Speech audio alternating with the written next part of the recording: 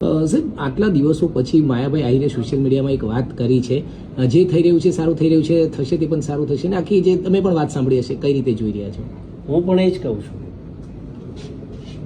કે જે થઈ રહ્યું છે એ સારા માટે થઈ રહ્યું છે, જે થશે એ પણ સારા માટે જ થશે. આ વાસ્તવિકતા છે, કેમ કે ઈશ્વરનો સંકેત એવો કંઈક હોય છે. આપણે કંઈક ખોટું કરીએ તો ઈશ્વર એટલા માટે જે થઈ રહ્યું છે સારા માટે થઈ રહ્યું છે એટલામાં સમજી જવાનું હોય કે આટલામાં રોકાઈ જવાનું હોય, આગળ વધાય નહીં.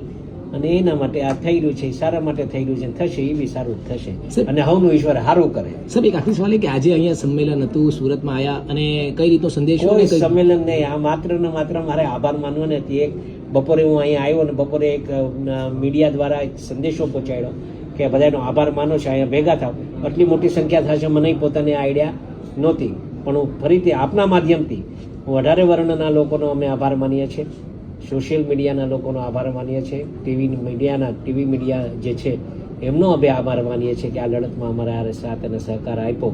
એ બદલ આપ સૌને અમે હાથ જોડી અને ખૂબ ખૂબ કોળી સમાજ દ્વારા આપ સૌનો આભાર માનીએ છીએ.